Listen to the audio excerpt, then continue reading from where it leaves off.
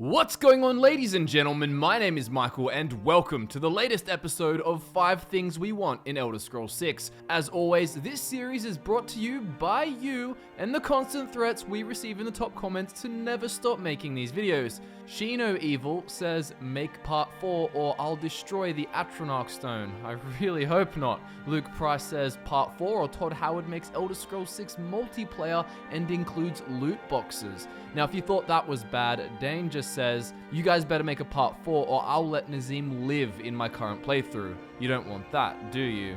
And then Big O said, part 4 or I will murder you with the ebony blade to increase its power. At least the commenter named Turin told me Serana said she'd marry you if you did part 4, so it's nice to see some positive incentives for a change. I mean, it's not like we all want you to become adoring fans and drive us to insanity like Morpha threatened, nor do we want a thief sent to our heavily guarded estate to burn down a few of our beehives, George. Also, shout out to Straight Up Irish for stopping by on part 3. So, to keep the tradition going, here are 5 things we want in Elder Scrolls 6 Part 4. And remember, it doesn't matter what part you watch and when, they can all be watched as their own videos, so sit back, relax, and enjoy. Now for desire number 1. When you play a fantasy game or get invested in a fantasy book or series, one of the biggest things that draws you in is usually the amazing world building. One of the biggest pillars of world building is definitely culture. The culture of different races, including the customs, the societal structure, the values, and like every single culture, these are all rooted in a foundational canon, myths and stories and so on, and that is a religion.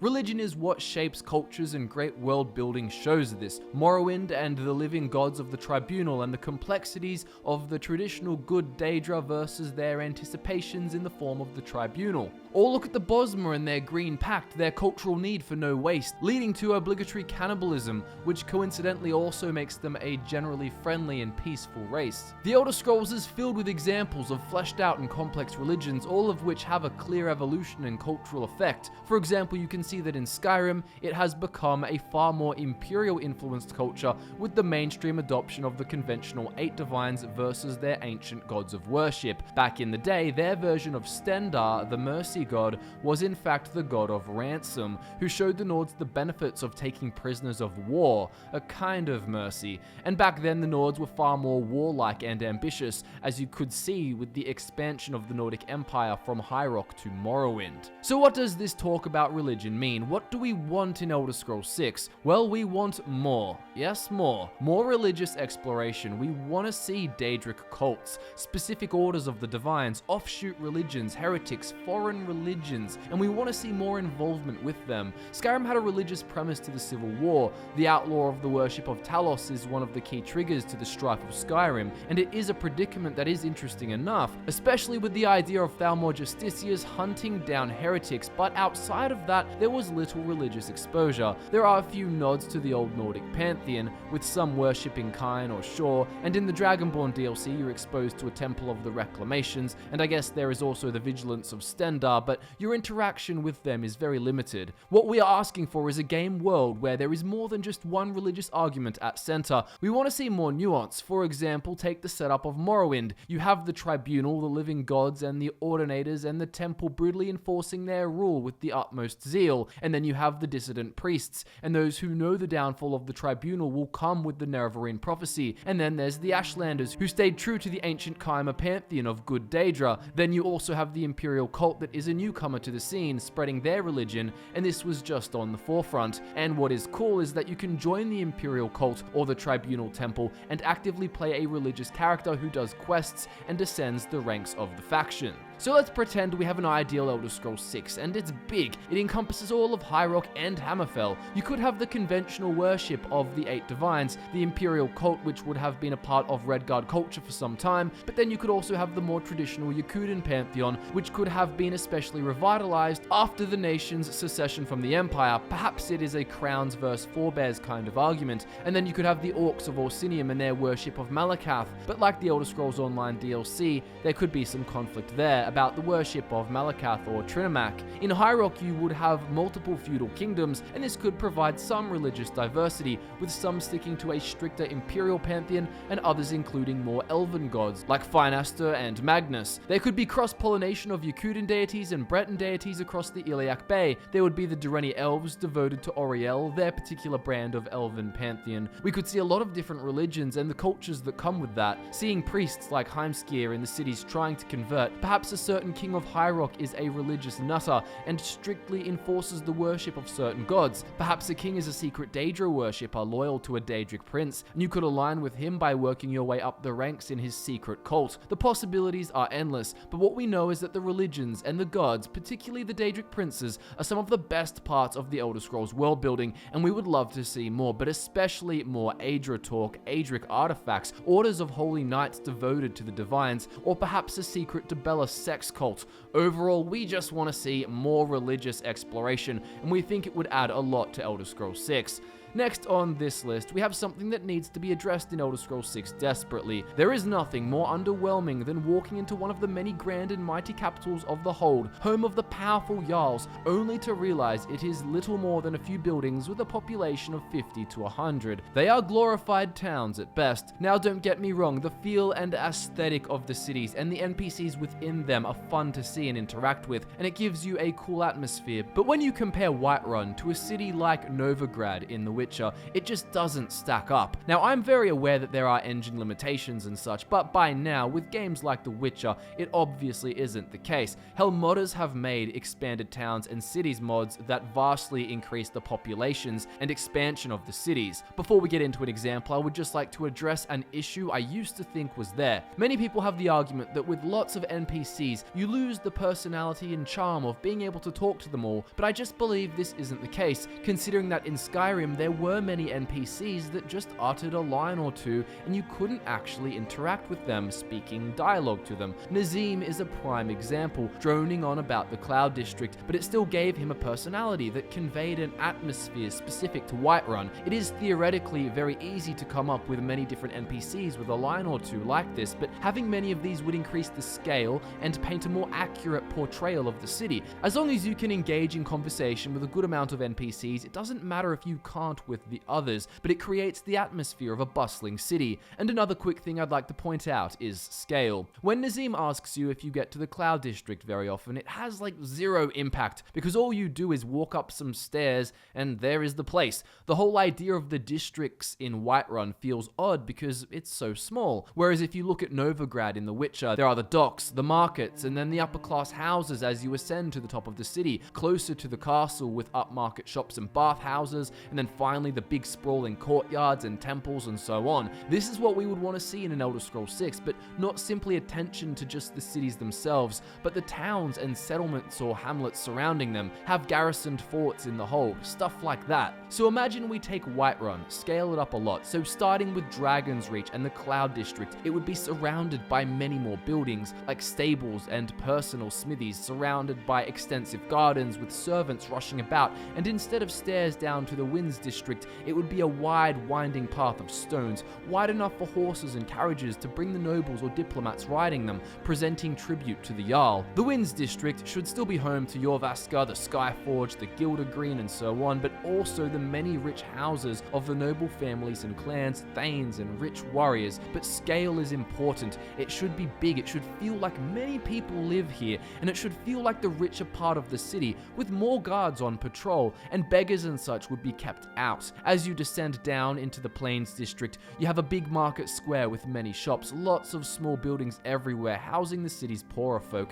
taverns with drunkards about, the occasional guard walking by, slummy sections filled with beggars, carriages full of wheat and grain being hauled in from the farms surrounding the city, people walking cows to the market, dogs, cats, chickens everywhere. It should be noisy and the highest density of NPCs. Beyond the walls of the city, there should be houses, a shop, a tavern or two for passers-by. You should be able to see plenty of farms, but also little hamlets, groupings of houses. A radius around Whiterun should have a suburbs kind of feel. People who would give up the security of the city walls, instead opting for some space and a decent house. There should be many watchtowers and garrisoned forts throughout the hold, and towns like Rorikstead should have around 30 NPCs and an official or some kind of mayor appointed by the Jarl to look after the place. We basically want the hold to feel more lived in, and in Elder Scrolls 6 terms, we want this concept applied to their cities and towns. Make it feel lived in turn making you feel small in a huge world where you haven't met everyone, where you are discovering little towns that are interesting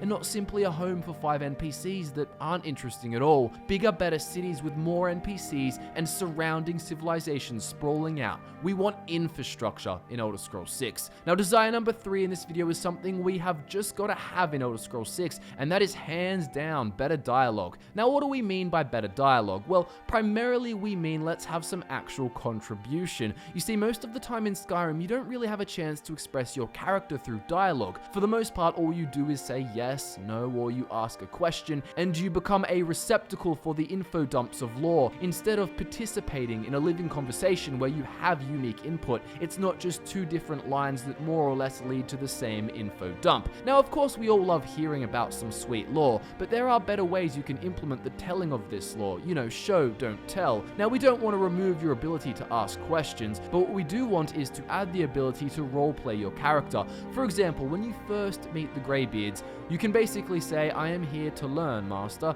or you can say, I'm answering your summons, but where is the line saying, you don't look like much? That simple line lets you roleplay some cocky douchebag, but it is what you would want in a role-playing game. If you look at a game like Fallout New Vegas, it has extensive opportunities for role-playing and expressing your character through dialogue, especially when you factor in speech choices that are enabled through having certain special stats, perks, or skills, and that is also something we'd like to see. Say if you have an illusion skill of 80, and some so-called wizard conman is claiming that he can teach you how to become invisible, you should be able to call him out and expose him because of your illusion knowledge. You know he is a fake. Stuff like that in conversation vastly increases your impact on the world around you and actively allows you to express your character and their abilities onto the world. You truly feel recognized as a master of illusion when you out a con man or show of your knowledge to an NPC through dialogue versus a guard who doesn't even know you making a comment about it. Another element of dialogue I want to talk about is polarization.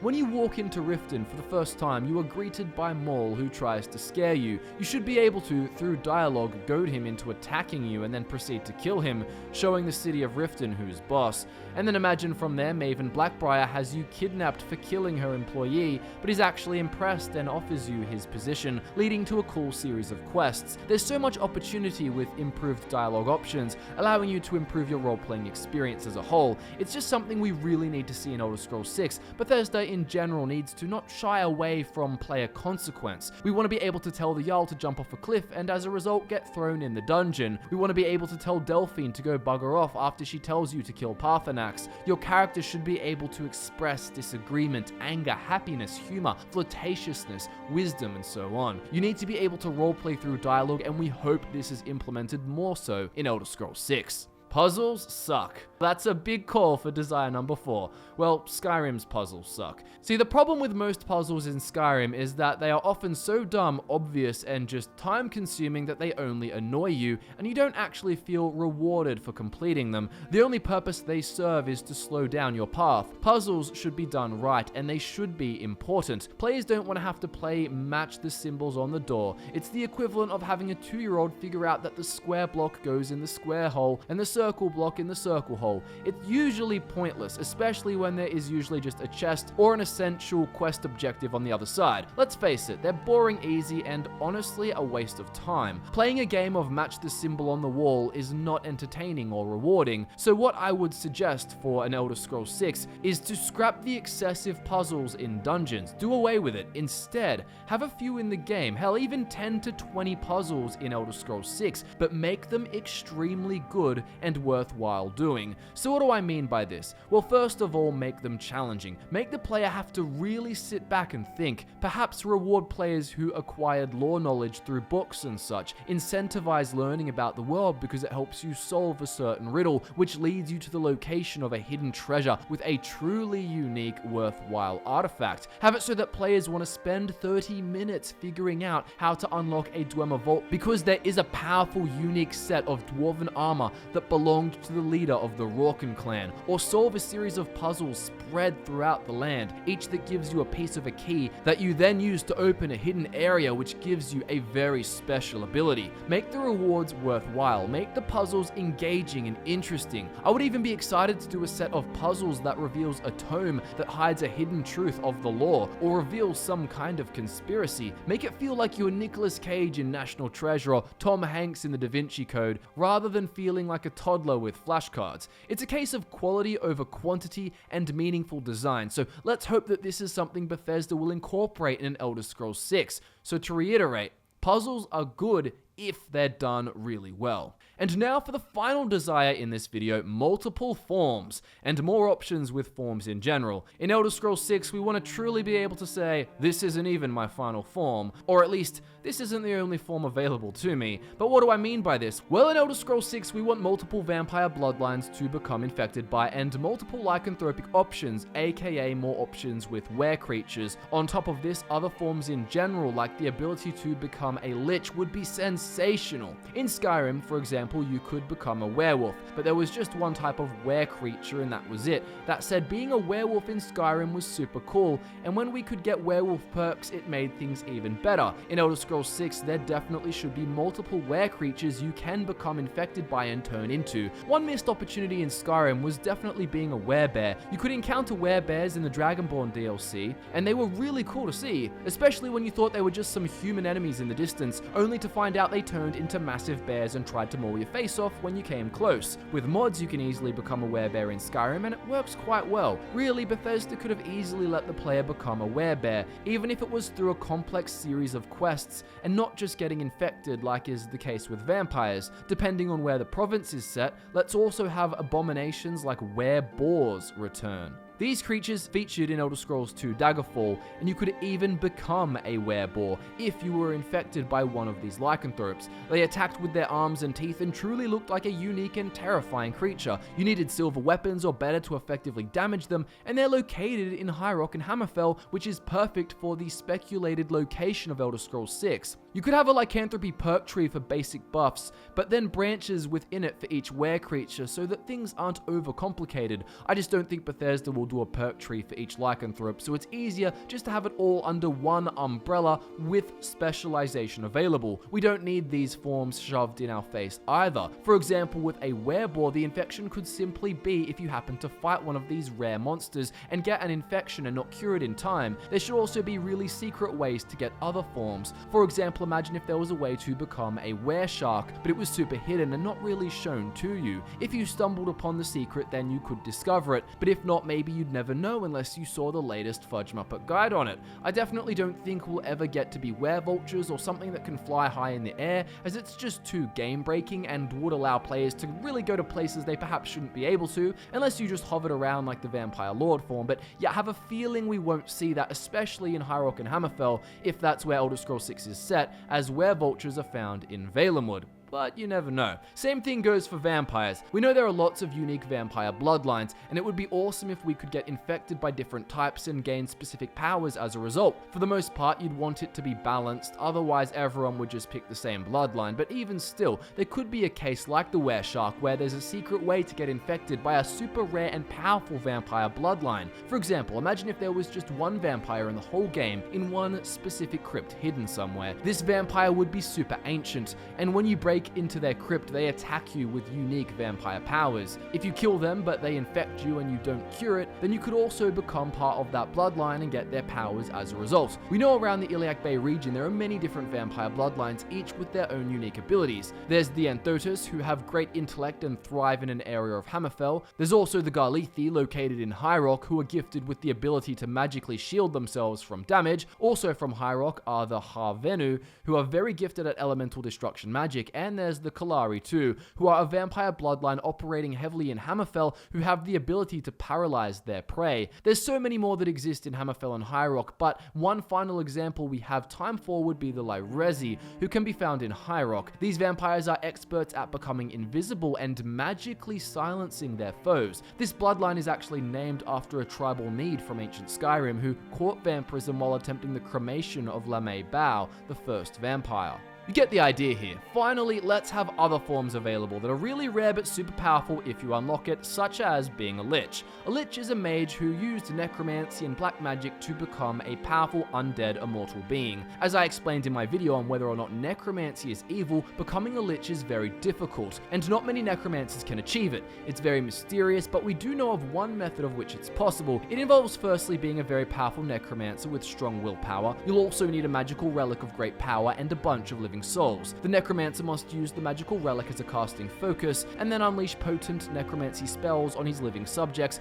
wrenching their souls from their bodies in an intentionally painful manner. The souls you collect must be torn from their bodies in the most violent and torturous ways, otherwise you cannot ascend to lichdom. The necromancer also has to transfer their own soul into a physical object, and if you destroy this object during the transferal process, then the necromancer will die before becoming a lich. That said, once the necromancer has become a lich, and the ritual can take about a week, then destroying the object will not destroy the lich. Anyways, this is one method, but there could be a completely different yet just as complex way to pull it off in Elder Scrolls 6. Imagine if you could then pull up a hidden lich perk tree. That would be dope. And that brings us to the end of part 4 in our series of things we really want in Elder Scrolls 6. If you want more content like this in your life, be sure to hit that subscribe button and afterwards leave a comment down below telling us what will happen if we don't do a part 5. Social media links are in the description for those who are interested, and if you have any ideas for us on any new Elder Scrolls 6 videos, be sure to let us know all about it. As always, thank you so much for watching. We're always super grateful that you love hearing us talk about Elder Scrolls 6 and love getting creative in the same ways that we do.